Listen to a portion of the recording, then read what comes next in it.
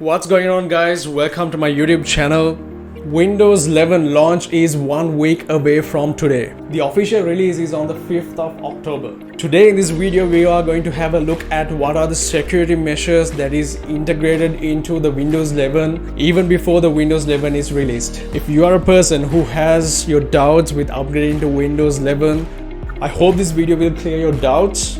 If you find this video useful, make sure to drop a like and share it with someone that you know, and also click on the subscribe icon if you're new here and turn on the bell notifications.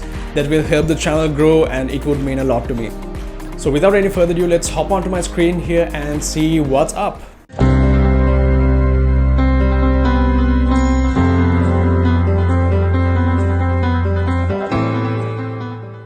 Alright guys, so I have booted up my Windows 11 machine. This is the initial login interface. Let me enter the password and log in to the machine itself.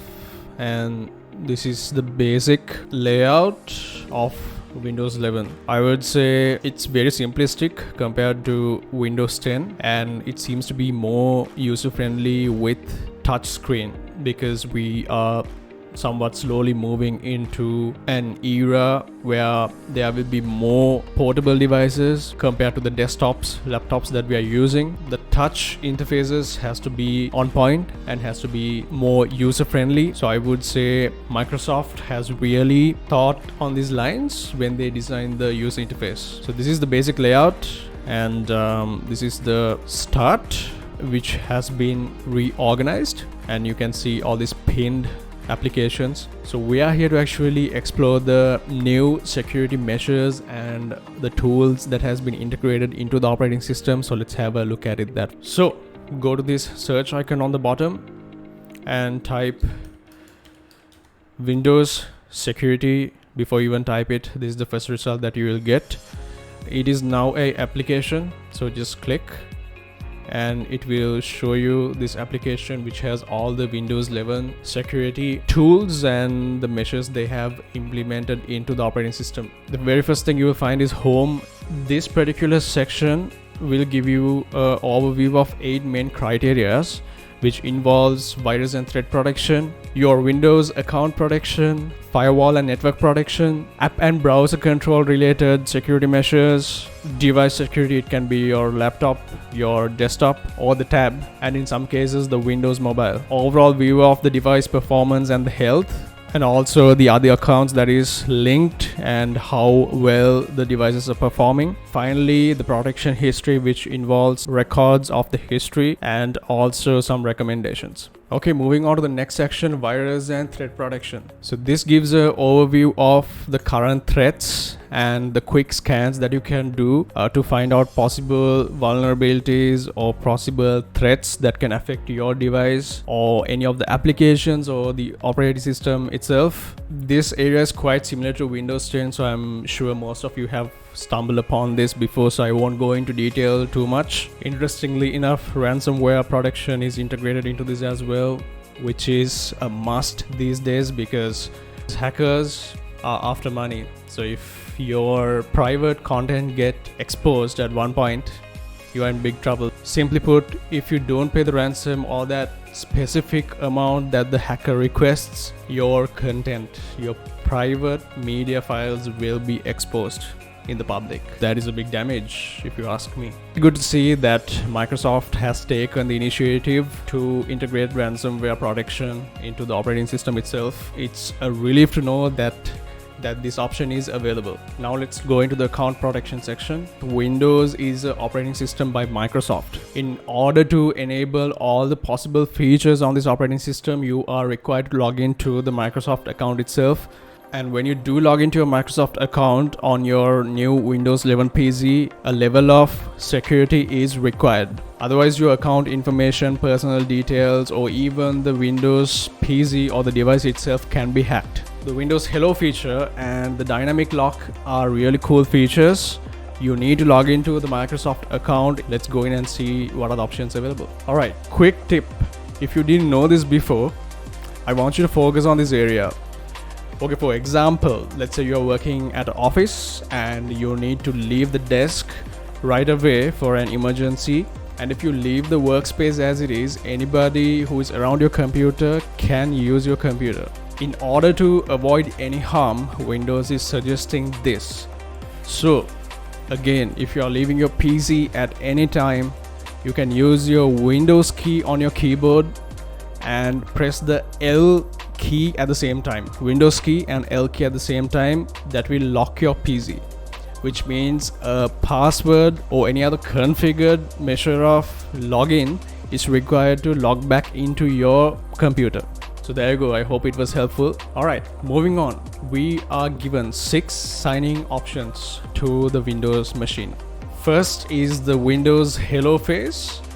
This is basically face recognition. I'm sure most of us has used this face recognition on our phones before. Now this has been integrated into Windows as well. So if you're using a tab or a Windows phone or a laptop, you can easily just open up your device and the webcam will monitor your face and recognize whether you are the user, and it will allow you to log in.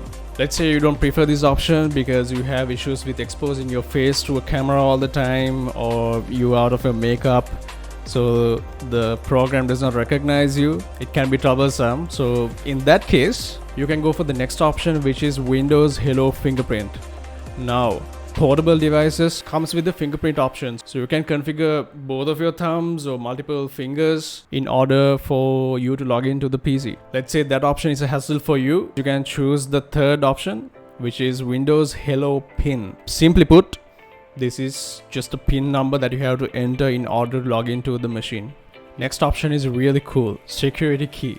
Think of this option as a physical key like this one that we use daily to unlock our vehicles, our doors, cupboards, whatever it is, right? Simply, you can configure a simple USB flash drive that you are using on a regular basis to unlock your Windows PC. How cool is that? So configuring a USB flash drive as your security key is a bit of a process, and there are a couple of steps that you have to follow in order to use it and configure the device as a security key. Let's say this USB flash drive is configured. All you have to do is switch on your computer, plug this in, and you are logged into the screen. Very simple. Next, or the fifth option, is a classic. This has been there for decades, which is the password sign-in option for your Windows machine. For those of you who are not sure what this is, simply you configure the Windows 11 with a password. So each time when you log out of the PC or reboot it, it requires the correct password to log in.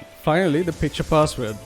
What this does is basically you can configure a picture and certain areas of that picture. When you are required to log into the Windows 11 machine, you have to select those certain areas in that picture in the correct order for you to gain the authentication and log into the Windows 11 machine, which I find again is really cool and unique. Not everybody can simply replicate this. The dynamic lock is an amazing function as well. If you have a mobile phone that is paired with your Windows 11 machine, the device will automatically lock once that phone goes out of range. So this is another useful option. Finally, you can see some other options that is given for us to switch on and off based on our preference. Next is the firewall and network protection. Now this is a very critical area, and I would highly suggest to keep this switched on at all times if you are a regular user just doing day-to-day work. The firewall will take certain actions to block certain intruders, hackers from gaining access to your PC. Therefore, leave the firewall switched on at all times. The firewall will also block certain third-party applications and files, media that can cause possible harm to your device. However, if you require to install that particular application or download that particular file into your PC, you can disable the firewall feature.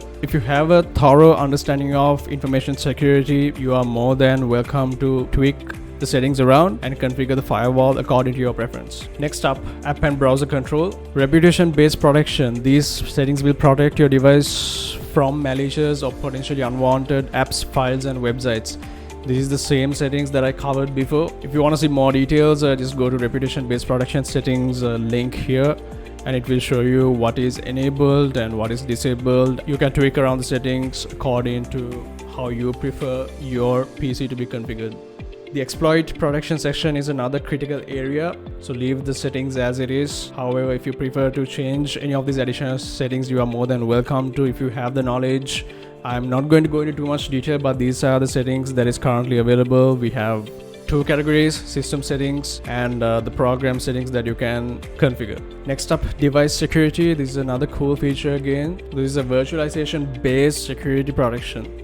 So look at the options, go here, and it will tell you the memory integrity, prevents attacks from inserting malicious code into high security processes. These are specifically for the devices that use virtualization based security. And now let's look at the device performance and health option. This is a very brief summary of the device performance and the health. Now we are going to have a look at the family options.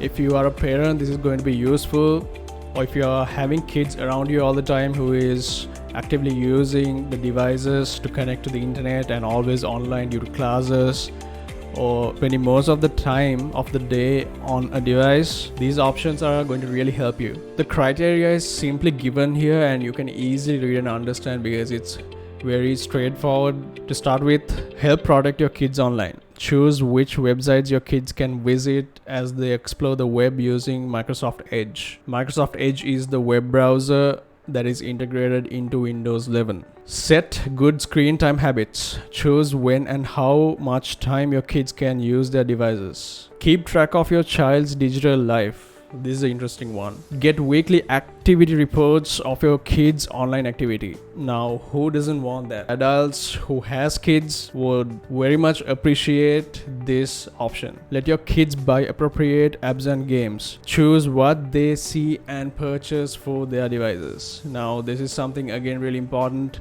If you want to monitor your kids, you can see the purchase history and see what sort of application and games they are purchasing, sometimes without your knowledge. And finally, in this section you can see your family devices at a glance. That way you can easily monitor the activity of each device. Finally, we are moving on to the last section, which is protection history. This is basically a history of action that has been taken from Windows security itself and the recommendations suggested for you. I would highly suggest to follow whatever the suggestions that Windows recommend for your PC. Take those actions immediately to secure your devices. Alright, so that sums up the security measures of the new operating system by Microsoft, Windows 11. Thank you so much guys for tuning in. I will see you on the next video. Until then, take care of yourself and take care of each other. Peace and love y'all.